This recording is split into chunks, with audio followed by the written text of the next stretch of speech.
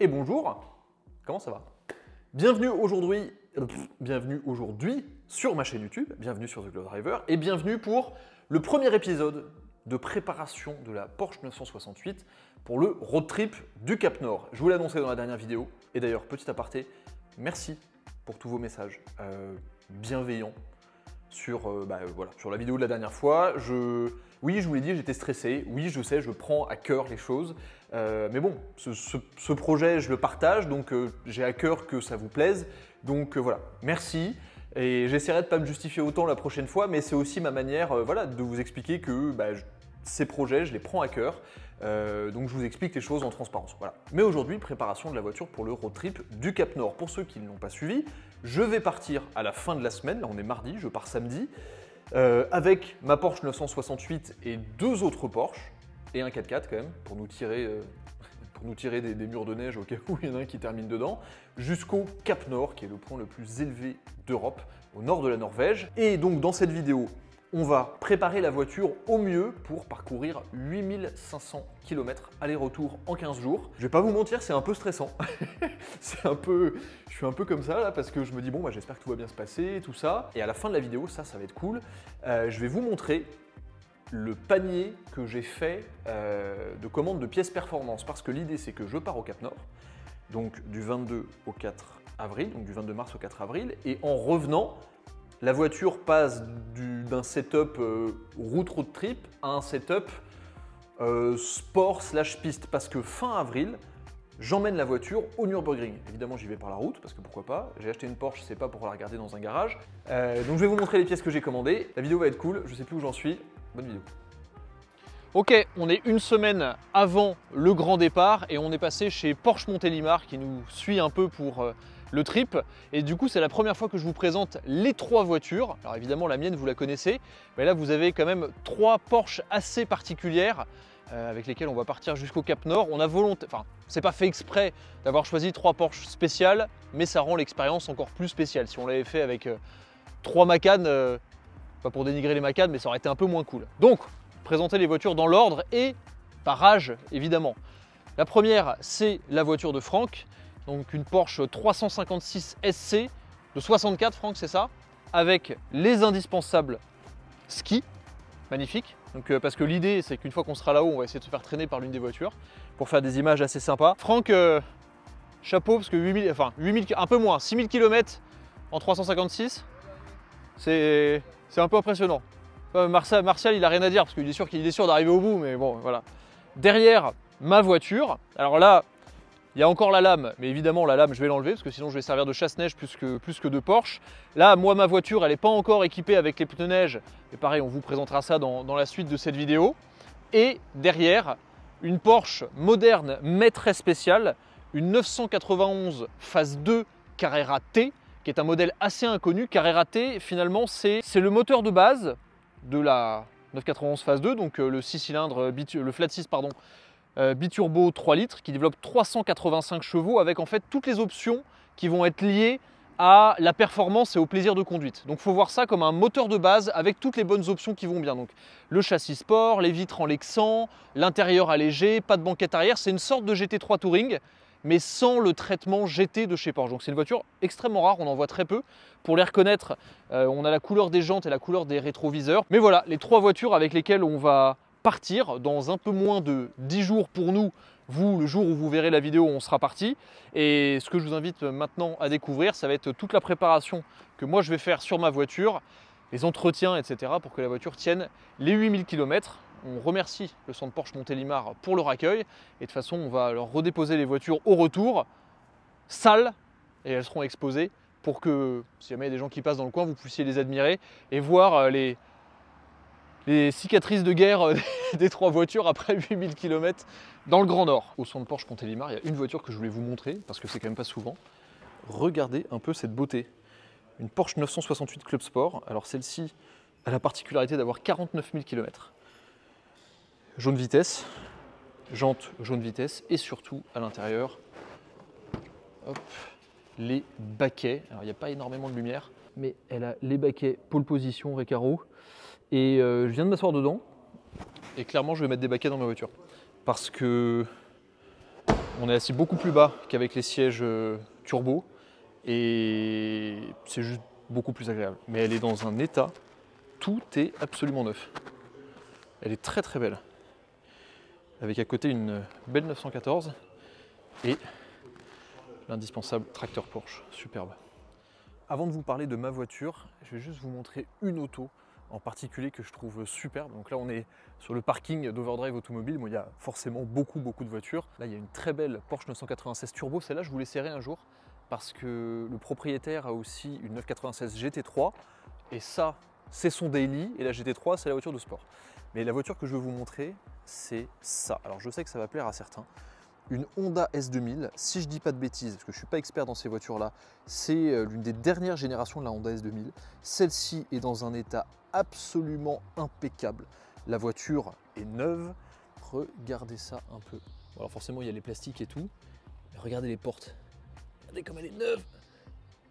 Incroyable. Et celle-ci, alors attendez, je vais essayer de me caler là-dedans. Regardez, c'est une édition limitée. Il n'y a que 40 exemplaires. Celle-ci, c'est la numéro 5 sur 40. Et vraiment, regardez tous les plastiques et tout. Elle est dans un état fantastique. Franchement, c'est incroyable. Retour dans le garage. Alors là, il y a pas mal de voitures en entretien, en conciergerie. On a une petite 323 ici, une Exige. Il y a pas mal de voitures. Alors, faites pas attention à la poussière. C'est juste que c'est des voitures qui sont en entretien et qui sortent et qui re-rentrent. Et parfois, il y a un peu de poussière et de trucs, mais les voitures sont évidemment protégées le reste du temps. C'est juste qu'il a flotté dernièrement. Là, on a une superbe Viper. On a deux Vipers d'ailleurs. On a une RT10 ici et une GTS ici. Donc ça, c'est là-bas la première génération, là-bas la deuxième génération. Là, une Jaguar XKR, une Méhari, une petite Alpha, une traction, une Porsche 911 dans le fond, une autre 911 ici, un Z3 coupé, 3 litres CSI, une 968. Ah, il faut que je vous montre cette Clio V6 aussi là-bas. Là.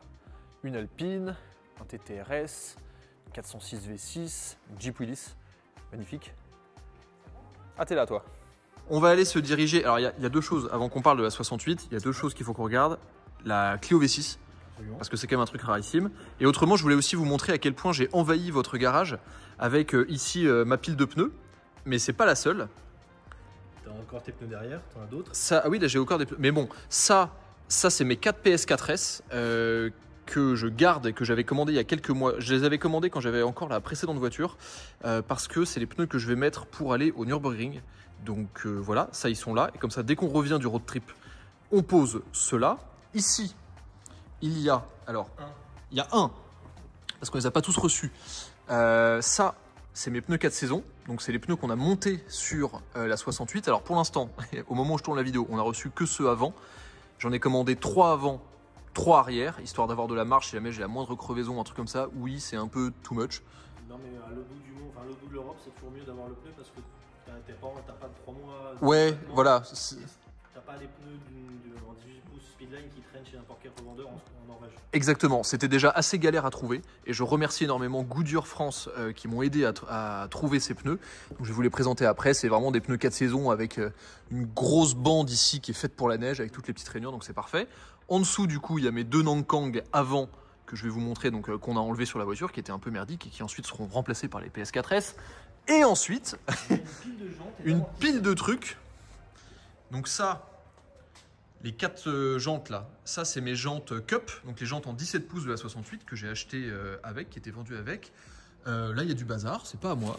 Et en dessous, il y a des amortisseurs d'origine de la voiture avec, je crois que c'est un joint de pare-brise qui est au-dessus. Ou un... C'était tes joints de coffre. Ah oui, c'était mes joints de coffre, c'est ça, parce que le haillon avait été changé. Des suspensions, c'est des Bilstein, je crois. Et donc voilà. Alors ça, c'est un truc assez intéressant. C'est de la bonne huile Motul, de la bonne 1040, semi-synthétique, que Motul m'a très gentiment conseillé pour l'entretien de la 68, dont on va parler incessamment sous peu. Mais avant, ça. Parce que ça, c'est quand même un truc de malade. Alors, derrière, c'est un atelier. Donc, voilà, c'est un atelier. Quelque chose à dire sur le rangement de l'atelier? Non, on est en changement de chef atelier, donc on peut pas en vouloir à qui que ce soit. Je rigole. C'est un atelier dans tous les cas. Je rigole. Un atelier en bordel, c'est un atelier qui a du boulot. Comme on a entendu tout à l'heure, salut Hubert. Oui, c'est vrai, absolument. Ça, c'est un truc de dingue. Alors c'est une exclusivité parce qu'elle apparaît nulle part, hormis sur notre Instagram. Ouais. Elle est sortie d'une étagère, littéralement. C'est pas une façon de parler, c'est une étagère. C'est ça qui a été rangé sur un truc, sur un stack, ouais. quoi. C'est le prototype, un des prototypes, pardon, de la Clio V6 Trophy. Ouais. Sachant que la châssis numéro 1, c'était de l'argile qui a été modelée pour avoir le kit de la V6 Trophy. Ouais. Et celle-ci, c'est la première à avoir eu réellement son kit mis en place et roulante, tournante, utilisable. Donc c'est une vraie Clio V6 de course. C'est ça, qui n'apparaissait sur aucun registre, qui était inconnu au bataillon. Ouais. J'ai réussi à retrouver, avec de mon frère, quelqu'un qui avait le registre et il m'a dit non, je la connais pas. Je lui ai donné absolument tous les numéros, toutes les photos. Il m'a dit c'est impossible, c'est pas une fausse, c'est pas une réplique. C'est une qu'on ne connaissait pas et qui effectivement existe. C'est fou. On a les photos de l'époque. Et donc ça c'est une caisse en plus qui est apparue sur des essais avec l'espace F1. Elle a fait des tours au Paul Ricard avec l'espace F1 côte à côte. Donc c'est un petit pan de l'histoire automobile des fins des 90. C'est un truc de furieux. T'as regardé l'intérieur, ouais, c'est une Clio V6 quoi, mais. Donc là on est en train de la remettre en route parce qu'elle était arrêtée depuis quelques temps. Ouais. Et le but c'est de la remettre en route roulable. On ne va pas la faire éligible pour des compétitions, ce serait dommage pour elle parce qu'elle est vraiment pure. Avec sa petite patine authentique, etc. Les vitres sont à l'intérieur. Ouais, bien sûr. Juste au moins tournante, roulante, 4 pneus en gardant les anciens pneus quand même parce que c'est ceux d'époque. Ouais. Et c'est une voiture qui devrait mériter d'être dans une collection, alors malheureusement sous cloche, mais qui aura l'intérêt de pouvoir tourner, rouler pour le plaisir des oreilles ou des collectionneurs qui ont la chance d'avoir un accès à un circuit privé. Bah, au moins t'arrives avec un track day avec ça, t'es sûr qu'on va pas trouver deux fois la même. Alors là, si tu trouves celle-là, je mords mon chapeau. Alors, parlons de ma voiture. L'objectif de ce gros entretien, évidemment, c'était de la préparer pour le Cap Nord et donc il y avait un certain nombre de choses à faire. Pour être sûr que la voiture fasse les 8500 km ou 9000 d'une traite et dans les meilleures conditions possibles, vous avez effectué un gros entretien sur la voiture avec remplacement des fluides. Voilà, remplacement des fluides. Des fils. Donc c'est moteur, boîte pont vu que c'est un transaxe. Ouais. Et liquide refroidissement en antifreeze, donc qui peut aller jusqu'à moins 35 ou moins 37 exactement, j'ai plus exactement. Ouais, je crois que c'est moins 37, mais bon. Vérification de liquide de frein aussi, oui. Qui avait été fait récemment, mais il faut toujours voir si jamais il n'a pas chauffé ou s'il n'a pas tourné ou si bien sûr.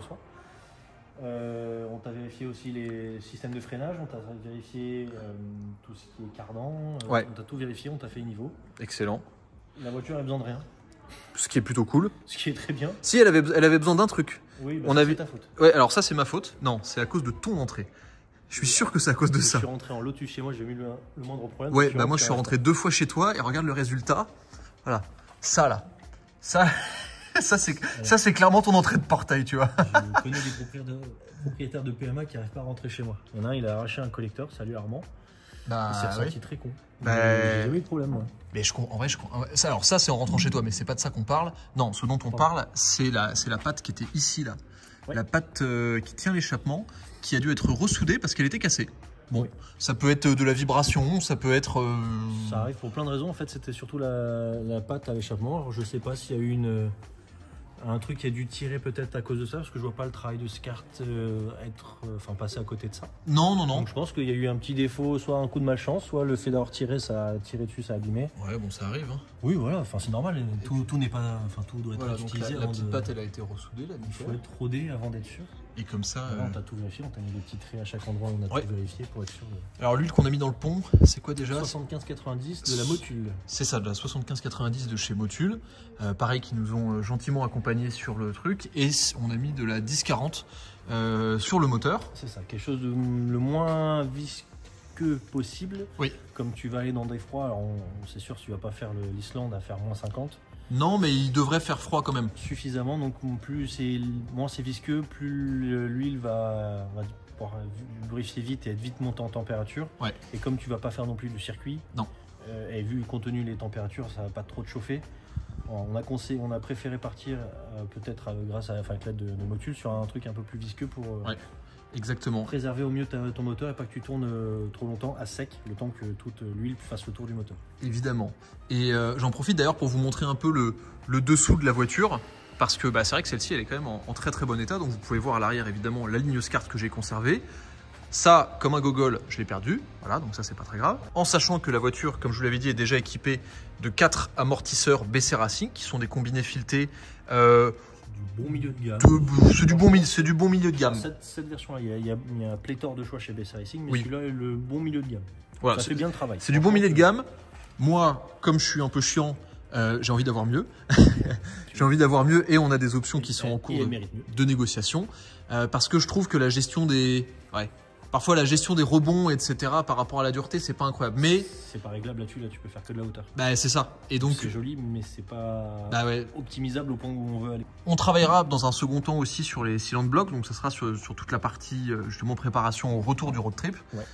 Parce que les cylindres blocs, ils ont leur âge, hein, ils sont d'origine, donc il va falloir changer tout ça. Ouais. Ça sera sur, si je dis pas de bêtises, de l'origine. Et du polyuréthane. Ça sera que du polyuréthane. Okay. Ça sera que du polyuréthane merde, comment ça s'appelle, du Powerflex, du violet.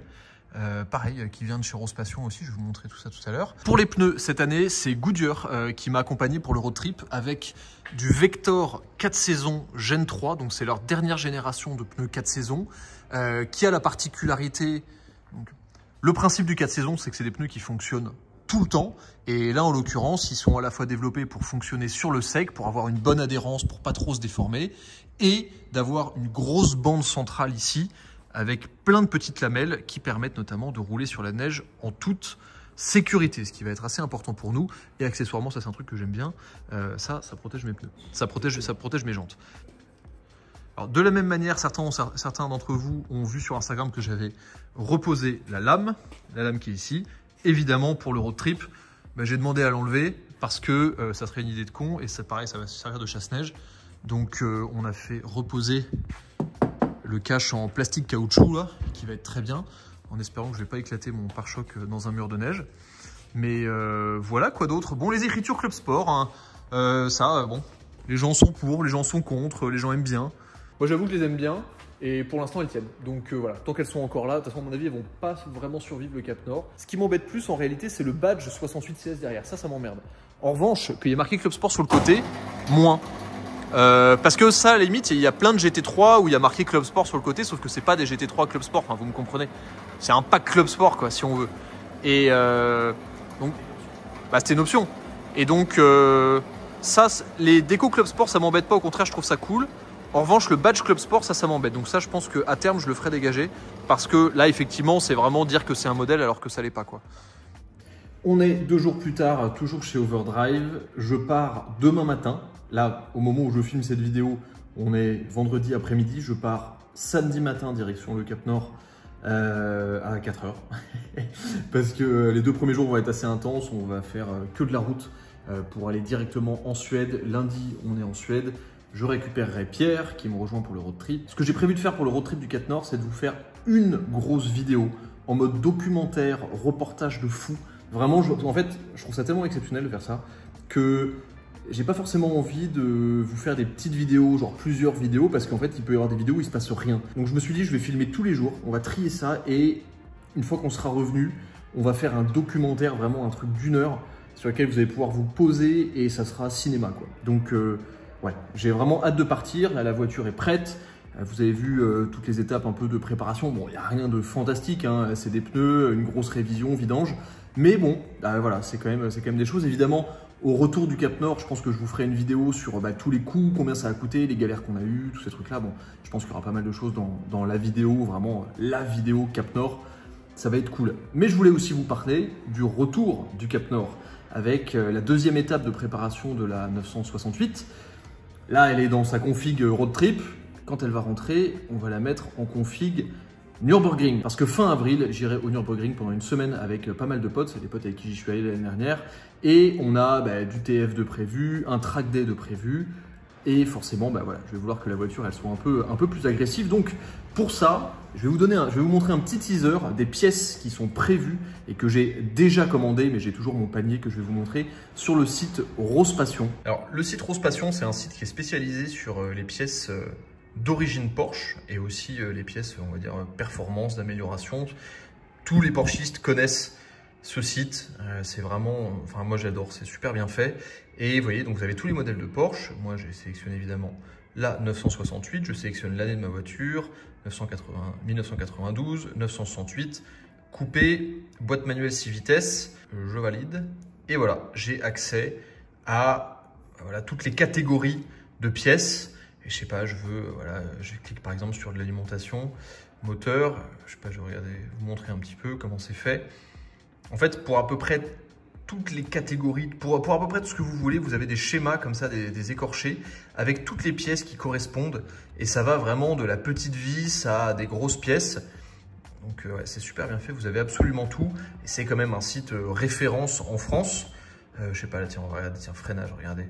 Freinage, vous avez tous les systèmes de disque avant, disque de frein arrière, système de frein à main, mètre cylindre, canalisation de frein avant, arrière, unité hydraulique. Je sais pas, on va regarder par exemple des parties de frein à main. Là, vous avez tout. Et vous avez les garnitures de frein à main. Et à chaque fois, bien sûr, vous avez les pièces d'origine, mais vous avez aussi des propositions de pièces performance. Vous voyez là, il y a des plaquettes plus agressives, d'autres plaquettes. Bref, c'est vraiment un site qui est vraiment super pratique. Et moi, vu que j'avais une idée assez précise de ce que je voulais faire, j'ai fait un petit panier, voilà, pour vous montrer un peu les trucs. Moi, ce que je veux faire pour le NURB et pour la voiture en général, c'est de maximiser, on va dire, son potentiel. J'ai toujours été persuadé que la voiture, que la 968 avait un potentiel de malade.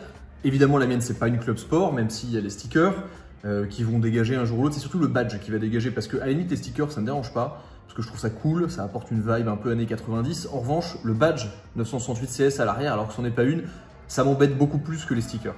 Les stickers, à la limite, c'est de la déco. Mais moi, ce que je veux, c'est retrouver le potentiel maximal qu'il y avait sur une 68 Club Sport full équipée. Donc avec le kit M030 qui comprenait un kit gros frein, des fusées différentes pour accueillir les gros freins, des grosses barres stab avant et arrière, des suspensions rabaissées. Donc ça, c'était le kit M030 que moi, évidemment, j'ai pas sur ma voiture, mais avec des pièces aftermarket, on va pouvoir aller retrouver un petit peu tout ça. Donc je vais vous montrer un peu ce que j'ai commandé. Et bon, voilà, ça vous donne comme ça un petit teaser de l'après Cap Nord. Et comme je vous l'avais dit, il n'y aura pas forcément de vidéo de restauration sur cette voiture. En revanche, il y aura des vidéos de préparation ici chez Overdrive. Grosse barre stab 22 mm arrière, grosse barre stab 28 mm à l'avant. On va changer plus exactement tous les cylindres blocs de la voiture pour du polyuréthane. Donc là par exemple, vous avez le kit de triangle avant, vous avez les cylindres blocs de bras arrière, cylindres blocs de tirant arrière, cylindres blocs de support de tirant arrière. Un petit kit de réparation des pistons de frein. Qu'est-ce qu'il y avait? Il y avait des élargisseurs de voie aussi, parce que comme ça va mettre les pneus bien à flanc de la carrosserie. Des plaquettes avant sport, donc du Ferrodo DS 2500, ce qui est un classique pour une utilisation route performance. Des disques de frein avant percés ventilés. Alors qui sont pas plus gros, mais qui sont juste un peu plus efficaces. Et tout ça, vous voyez, tout ce que vous me voyez marqué pièces sport, ça fait partie justement des propositions de Rose Passion, de pièces qu'on appelle OEM+, qui vont vous permettre d'améliorer un peu votre voiture. Des Duritavia évidemment, des disques percés ventilés de frein arrière, des plaquettes pour l'arrière, un filtre K&N Sport, et ça, préparation boîtier allumage. Ça va permettre d'aller chercher un peu plus de chevaux. Mais voilà, c'est une modification du boîtier, ça devrait permettre d'aller chercher 270 chevaux à peu près. Un kit pédalier alu, parce que pourquoi pas. Et ça, c'est des petites pièces que j'avais achetées parce que mon toit ouvrant, il merde un petit peu et j'en ai besoin. Donc voilà, dites-moi ce que vous en pensez. Moi, je suis assez excité. La commande a déjà été passée et les pièces devraient arriver avant que je rentre du Cap Nord. Et l'idée, c'est que dès que je rentre, la voiture... Alors, elle va d'abord passer chez Porsche Montélimar, qui gentiment nous accompagne, chez qui vous avez vu la présentation des autres voitures tout à l'heure, et qui vont nous faire une petite vidange des voitures. Donc, elle aura eu une vidange avant et une vidange après. En même temps, moi, j'avoue que l'entretien, je préfère assurer le coup au maximum. Au moment où je vous parle, j'ai un appel. Voilà, bon, ça, c'est des petites exclus aussi. C'est pour les gens qui restent jusqu'à la fin. Dédicace à vous, il y en a eu beaucoup la dernière fois. Je sais qu'il y en a toujours. Dans 20 minutes à peu près, j'ai un appel pour une autre voiture. Et si ça se fait, comment vous n'êtes pas prêt de la coolitude de la deuxième voiture? Je vous ai dit qu'il me restait du budget. Alors là, celle-là, si je peux l'acheter, vous n'êtes pas prêt. Vraiment, c'est exceptionnel. Donc bon, je touche du bois. Et puis en attendant, moi, demain matin, 4 h, départ Cap Nord. Donc demain, on sera en Allemagne. Si vous voulez suivre les aventures en direct du Cap Nord, suivez-moi sur Instagram. Et pendant que je serai au Cap Nord, on a une série de vidéos de prévues, des essais, des choses comme ça. On a pas mal anticipé ces 2 semaines. C'est pour ça que la semaine dernière, vous n'avez pas eu de vidéo, parce que j'étais en train de tourner plein d'autres vidéos. Un grand merci aux différents partenaires qui nous accompagnent pour le projet, on va dire en général, de la 968. Motul, Goodyear, Rose Passion. Voilà, je pense que ça va être très très cool et ouais, j'ai hâte d'y aller.